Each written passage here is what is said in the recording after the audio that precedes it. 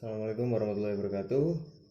Kami dari kelompok 2. Di sini kami akan mempresentasikan hasil dari apa yang telah kami kerjakan, yaitu dengan tema teknik sampling.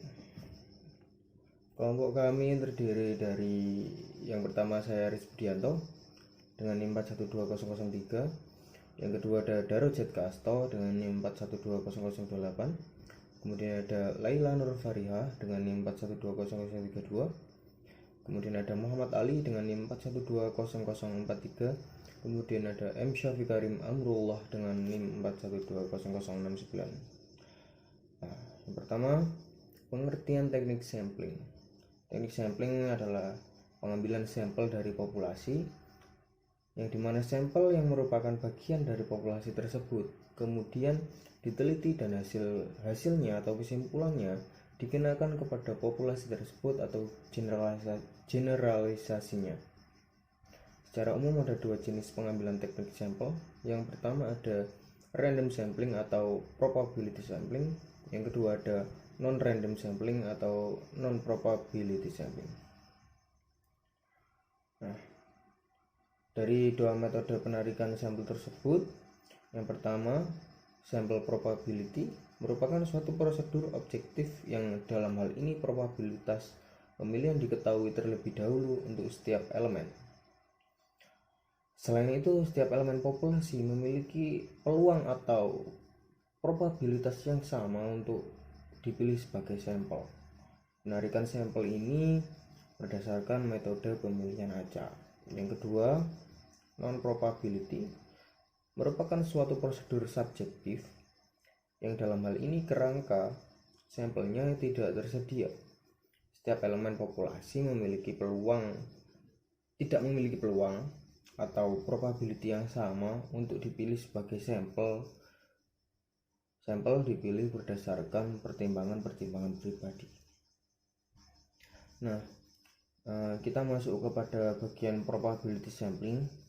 Seperti yang sudah dijelaskan tadi, probability sampling itu teknik yang pengambilan sampelnya memberikan peluang yang sama bagi setiap unsur anggota atau populasi untuk dipilih menjadi sampel.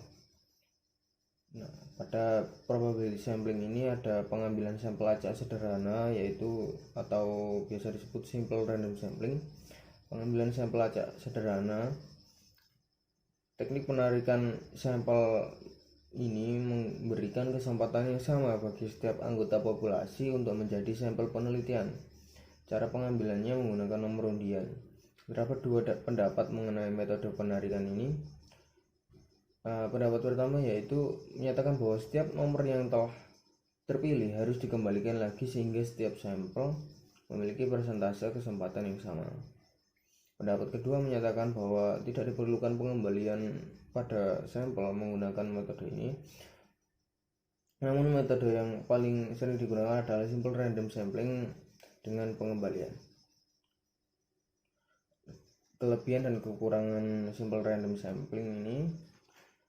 Yang pertama, kelebihannya tidak membutuhkan informasi tambahan pada kerangka sampel seperti wilayah geografis dan lain-lain. Selain daftar lengkap elemen populasi survei dengan informasi yang akan diteliti. Kemudian rumus yang digunakan relatif mudah diterapkan untuk populasi kecil. Kekurangannya akan menjadi mahal dan tidak mungkin dikerjakan untuk populasi besar karena semua elemen harus diidentifikasi sebelum diambil sampel. Kemudian biaya akan mahal jika sampel yang diambil tersebar secara geografis. Kemudian persyaratan sulit terpenuhi. Contoh pengambilan sampel metode ini, dalam suatu penelitian dibutuhkan 30 sampel, sedangkan populasi penelitian berjumlah 100 orang. Maka peneliti membuat undian untuk mendapatkan sampel pertama. Setelah mendapatkan sampel pertama, maka nama yang terpilih dikembalikan lagi agar populasi tetap utuh sehingga probabilitas responden berikutnya tetap sama dengan responden pertama. Langkah tersebut kembali dilakukan hingga jumlah sampel memenuhi kebutuhan penelitian. Demikian yang saya sampaikan untuk kali ini. Akan dilanjutkan oleh teman saya. Terima kasih. Saya akan melanjutkan presentasi dari kawan saya. 2. Pengambilan sampel acak sistematis. Metode pengambilan sampel acak sistematis menggunakan interval dalam memilih sampel penelitian. Misal, sebuah penelitian membutuhkan 10 orang dari 100 orang. Maka, jumlah kelompok intervalnya 100 atau 10 dikurangi 10. Selanjutnya, responden dibagi ke dalam masing-masing kelompok, lalu diambil secara acak tiap-tiap kelompok. Keuntungan dari sistematis random sampling adalah jenis cara ini lebih cepat dan lebih mudah pelaksanaan daripada cara-cara lainnya. Cara ini juga memungkinkan untuk mengambil sampel di lapangan tanpa harus menggunakan rangka sampel. Misal, datang saja ke suatu lokasi, ambil satu rumah secara sembarangan. Misal, jarak satu intervalnya adalah 4. Maka, ambil sampel berikut dari setiap rumah keempat di sebelah kanan dari rumah pertama tadi. Lakukan terus bahkan sampai keliling areal sehingga jumlah sampel yang digunakan terpenuhi. Metode ini mempunyai dua kerugian. Pertama, jika urutannya tidak sepenuhnya acak, maka variasi dari populasi tidak dapat digunakan secara tepat. Kedua, jika populasi memiliki pengulangan karakteristik yang relatif tepat, maka sampel akan menjadi seragam. 3. Pengambilan sampel acak berstrata. Pengambilan sampel acak berstrata adalah metode pengambilan sampel yang digunakan pada populasi yang memiliki susunan bertingkat atau berlapis-lapis. Langkah-langkah pengambilan sampel. 1. Tentukan populasi dan daftar anggota populasi. 2. Bagi populasi berdasarkan strata yang dikehendaki. 3. Tentukan jumlah sampel dari dalam setiap strata. 4. Pilih sampel dari strata secara acak. Kelebihan: memberikan presisi yang lebih tinggi dibandingkan dengan pengambilan sampel acak sederhana. Semua ciri-ciri populasi yang heterogen dapat terwakili. Kemungkinan bagi peneliti untuk meneliti hubungan antara suatu strata dengan strata yang lain. Kekurangan: seringkali tidak ada informasi awal yang tepat sebagai dasar pengelompokan. Harus dibuat kerangka sampel terpisah. Jika daerah geografinya luas, biayanya transportasinya sangat tinggi. 4. Pengambilan sampel acak berdasarkan area. Pengambilan sampel acak berdasarkan area adalah salah satu metode pengambilan sampel yang digunakan di mana populasi tidak terdiri dari individu-individu, melainkan terdiri dari kelompok individu atau cluster. Langkah-langkahnya: tentukan populasi dari cluster yang diteliti. Tentukan beberapa kelompok individu yang akan diambil sebagai sampel. Pilih cluster sampel secara acak.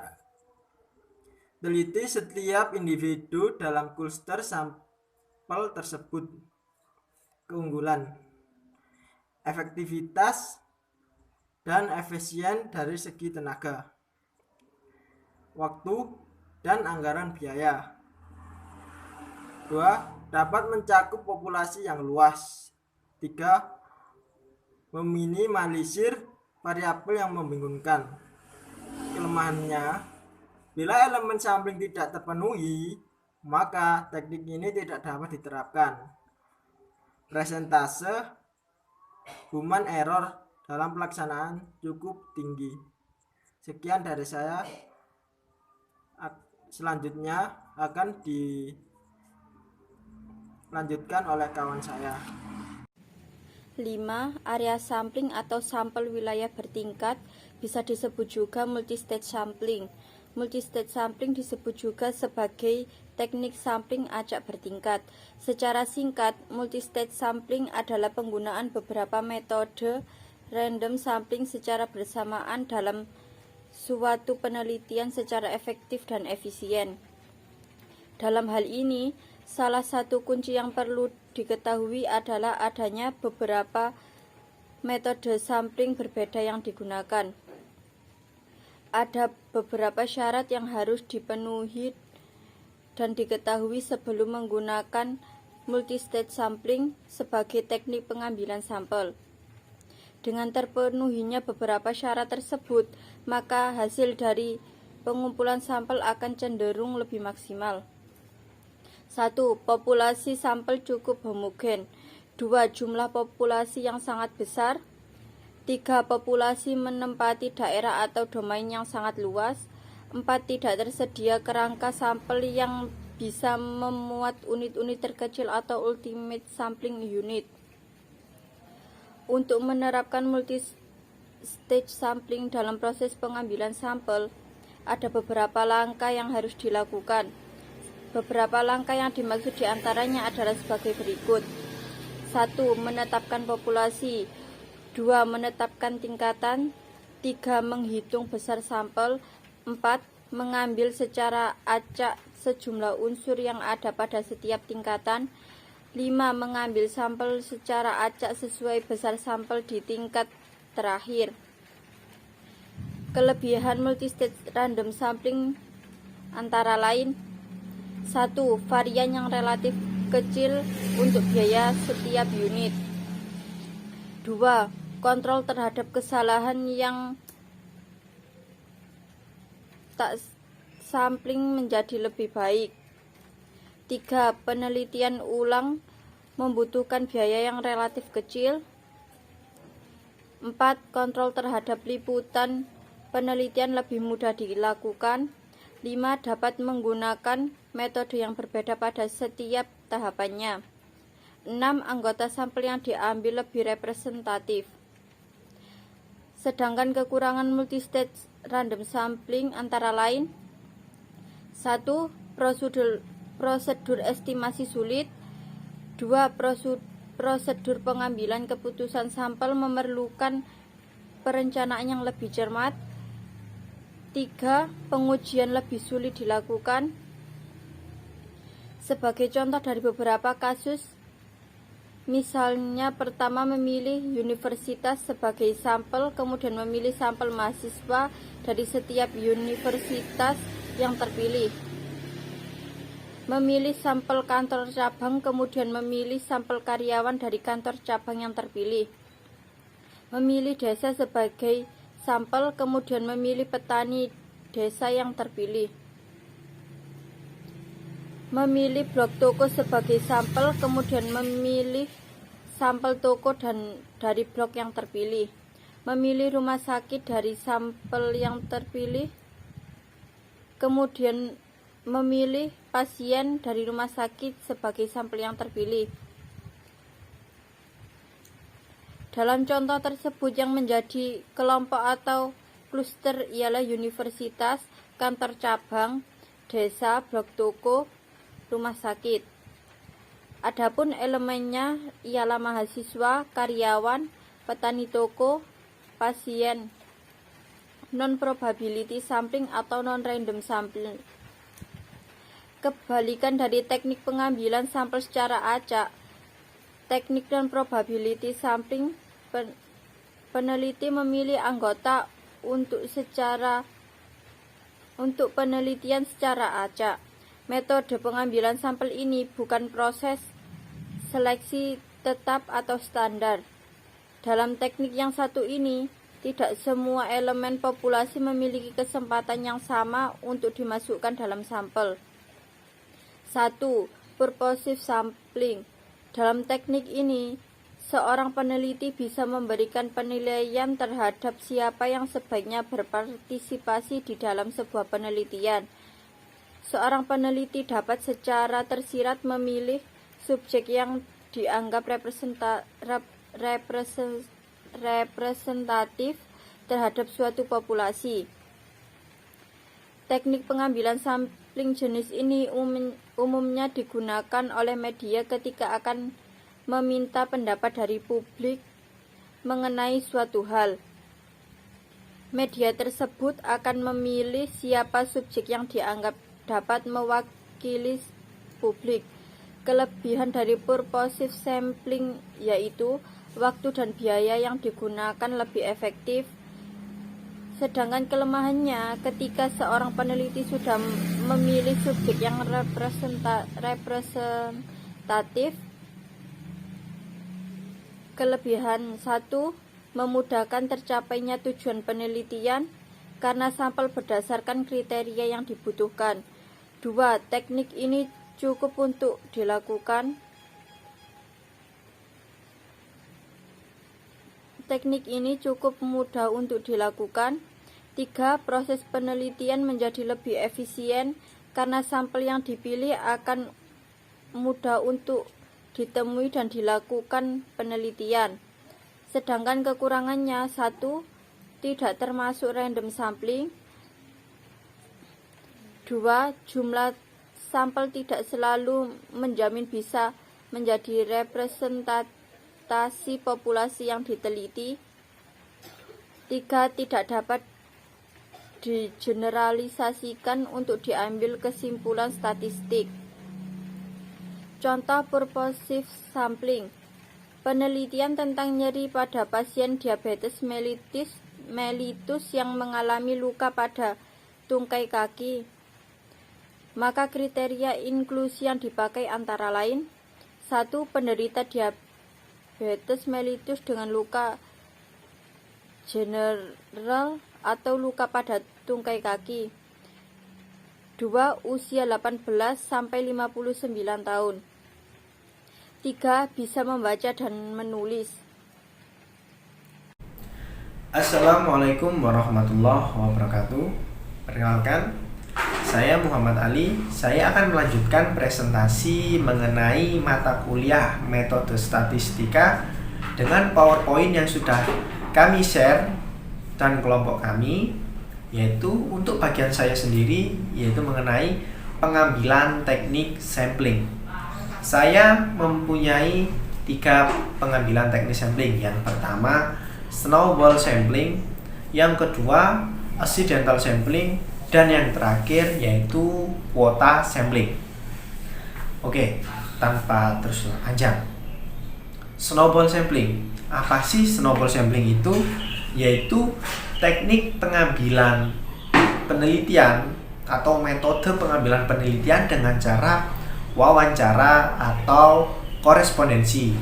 Nah, teman-teman, metode ini cocok digunakan pada saat penelitian mengenai hal-hal sensitif ataupun yang membutuhkan privasi yang sangat tinggi.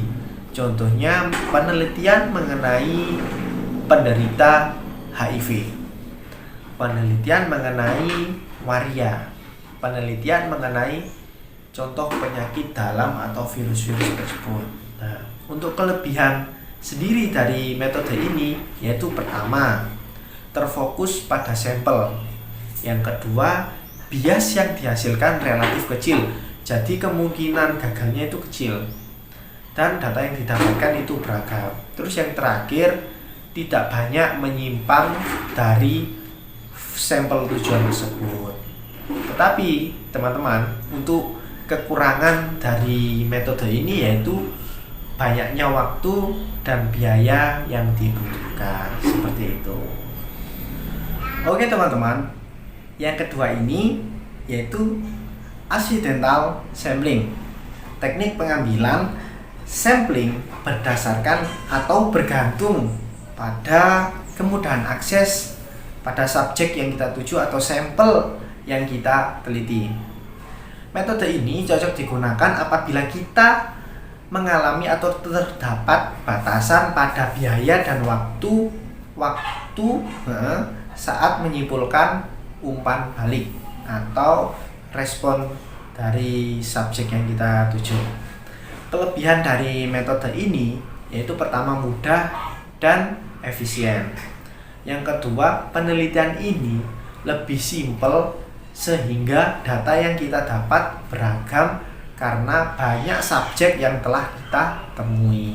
Untuk kerugian atau kekurangan dari metode ini, kita tidak dapat mengeneralisasikan untuk kesimpulan statistik. Seperti itu, teman-teman. Oke, teman-teman. Yang terakhir atau yang ketiga yaitu kuota sampling. Jadi, sebelum melakukan metode penelitian ini, seorang peneliti harus menetapkan standar sebelumnya dan juga proporsi karakteristik pada sampel ini harus sama pada populasi yang ada. Untuk kelebihan dari metode teknik pengambilan sampling ini yaitu pertama, mudah dan praktis. Yang kedua, rendahnya biaya penelitian. Dan yang ketiga, cukup mudah atau peneliti leluasa menentukan kuota yang akan diteliti atau sampel yang akan dituju. Tetapi kekurangan pada penelitian ini tingginya kesulitan saat menentukan atau menyimpulkan data. Kenapa? Karena data yang kita peroleh cukup beragam seperti itu. Terima kasih. Nah, selanjutnya yakni teknik sampel jenuh. Teknik sampling jenuh adalah teknik penentuan sampel bila semua anggota populasi digunakan sebagai sampel. Nah, sampling jenuh berbeda dengan sensus karena sensus itu populasinya besar. Nah, sedangkan sampling jenuh menggunakan populasi yang relatif kecil. Meskipun keduanya sama-sama menggunakan seluruh populasi untuk dijadikan sampel. Kelebihan dari teknik sampling jenuh adalah mudah, praktis, murah, dan tidak memerlukan waktu untuk mengumpulkan data sampel.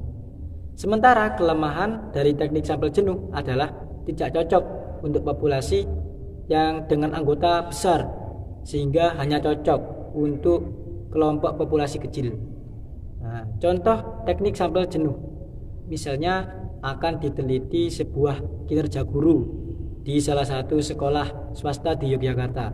Karena jumlah guru hanya ada 35, maka seluruh guru dijadikan sampel. Selanjutnya nomor 6, sampling sistematis atau systematic sampling. Teknik sampling sistematis merupakan teknik sampling yang menggunakan nomor urut dari populasi, baik yang berdasarkan nomor yang ditetapkan oleh peneliti ataupun nomor identitas tertentu. Ruang dengan urutan yang seragam atau pertimbangan sistematis lainnya. Contohnya, dengan mengambil sampel dari populasi karyawan yang berjumlah 125. Nah, karyawan ini diurutkan dari 1 sampai nomor 125 berdasarkan absensi. Peneliti bisa menentukan sampel yang diambil berdasarkan nomor genap 2, 4, 6, 8, dan seterusnya. Atau nomor ganjil 1, 3, 5, dan seterusnya. Atau bisa juga mengambil nomor kelipatan 2, 4, 8, 16, dan seterusnya.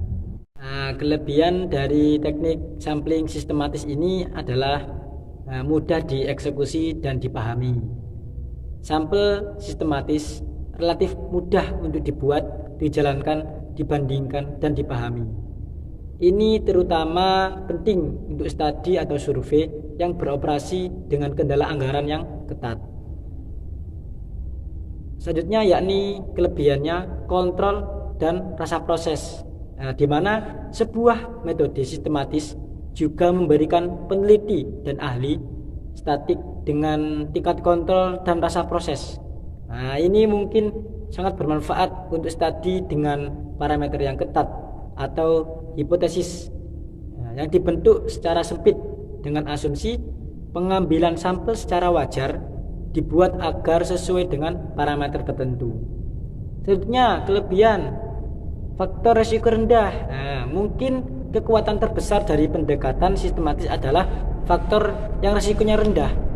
Kerugian potensial utama dari sistem membawa kemungkinan yang sangat rendah untuk mencemari data. Kekurangannya dari teknik sampling sistematis ini adalah resiko manipulasi data yang lebih besar. Ada resiko manipulasi data yang lebih besar dengan pengambilan sampel sistematis, karena peneliti mungkin dapat membangun sistem mereka untuk meningkatkan kemungkinan mencapai hasil yang ditargetkan. Daripada mereka membiarkan data acak menghasilkan jawaban yang representatif yang gak sesuai gitu. Statik apapun yang dihasilkan tidak dapat dipercaya.